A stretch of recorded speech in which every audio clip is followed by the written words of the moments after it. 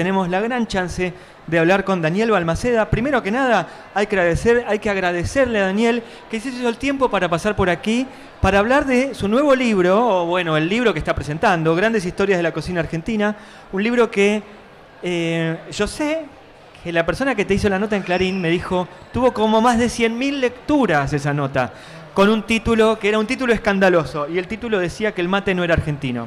Así que no era un invento argentino. Así que te voy a hacer varias preguntas por ese lado. No para tener 100.000 lecturas, pero sí para saber cuánto de nuestra identidad se juega en la cocina. Gracias, Patricio. Un placer enorme. Sí, en realidad es un libro de bastantes malas noticias, porque empezamos a descubrir que mucho de lo que es nuestro no es tanto.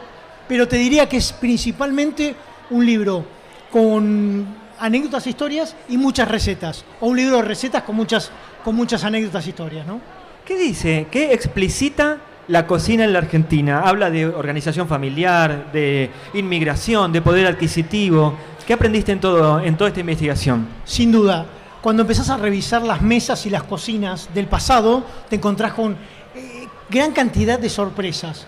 Por ejemplo, en 1806 Belgrano participó de un almuerzo, eran 3 nada más, y era un oficial inglés, un oficial criollo, y Belgrano, que era el traductor, el que sabía inglés, y quedó el menú de ese almuerzo. Los almuerzos en el 1800 eran de 7 pasos.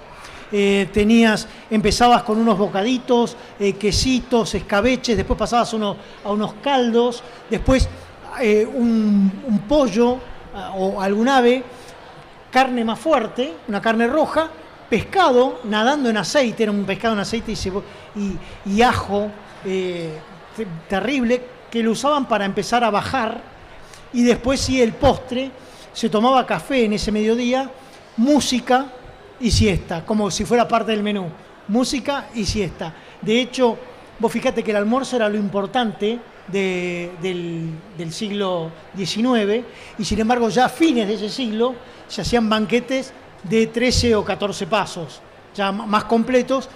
Para nombrarte alguno, en el 7º era el helado de limón con champán.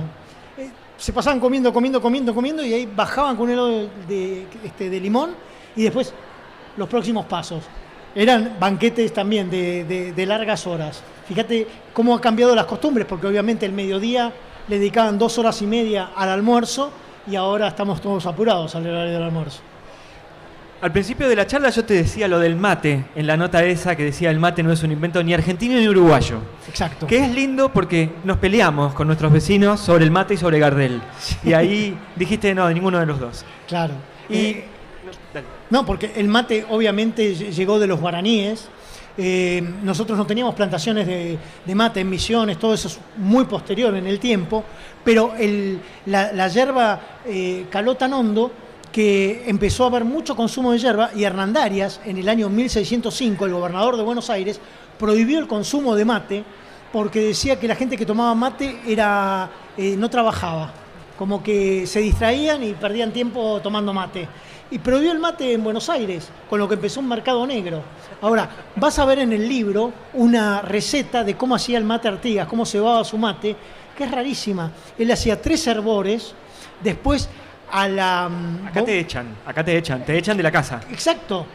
Escuchá lo que viene. Por la bombilla, 2 cucharadas de agua fría, hacía pasar por la bombilla, después recién ponía el agua con los 3 hervores, y bueno, hacía unas mezclas más, pero por supuesto con azúcar, porque en el litoral a nadie se le ocurría tomar mate sin azúcar, eso es más de la Pampa, ¿no? Así que, bueno, esa era la cebadura de Artigas, muy particular. Y déjame decir que San Martín no tomaba mate. San Martín tomaba mate de café. En realidad, al recipiente del mate le ponía café. Como un tereré, pero de café. Exactamente, con bombilla. Café con bombilla. Eso se llamaba mate de café y era muy habitual. Pero fíjate que alguien como San Martín, que nació en Yapeyú, pudo haber consumido yerba, y no, para nada. El mate de café era muy habitual, tanto como el mate de yerba. ¿Cuáles son esas comidas que nosotros creemos que son tradicionales? Por ejemplo, el mate o el dulce de leche, que no vinieron de acá. El dulce de leche es del sudeste asiático. Nosotros no tuvimos nada que ver con la invención del dulce de leche. Las empanadas nos llegaron de los árabes, tampoco tuvimos nada que ver. El locro sí, es del norte, el locro es quechua. Y lo que tenemos, por ejemplo, como algún invento propio son los sorrentinos. En Italia uno va a pedir sorrentinos y nadie sabe de qué le están hablando. Los sorrentinos son argentinos. Y la proboleta.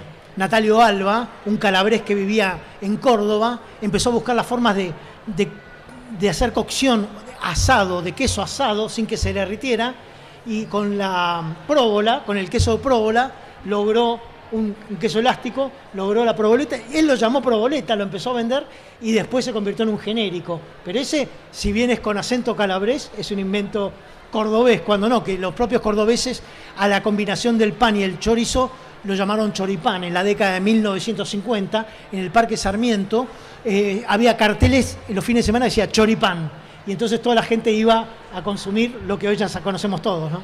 Me imagino cada vez que encontrás algo de eso, la pasión que te debe dar, ¿no? Y la búsqueda, en otras charlas hemos hablado del tiempo que pasás en el archivo, buscando, buceando. Tus libros en general son libros que aportan ideas desde una vida cotidiana para mirar la ciencia, para mirar la historia. Así es. ¿Cuál es la diferencia entre estudiar la vida cotidiana a los grandes procesos? Muy bien, cuando vos estudiás la vida cotidiana es una forma mucho más parecida a la vida de nosotros.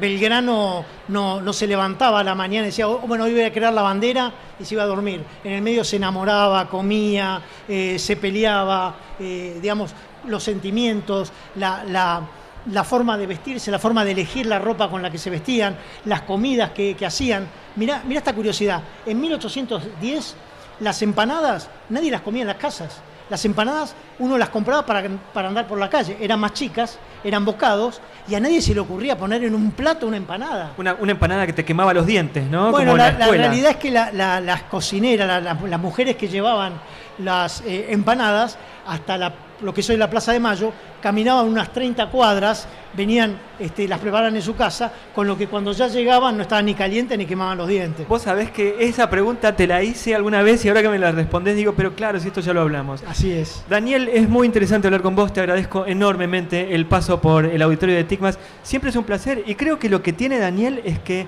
nos contagia esa pasión por ir a buscar quiénes somos. Daniel, muchísimas gracias por estar en el auditorio de TICMAS. A vos, Patricio, un placer. Muchas gracias a todos. Gracias.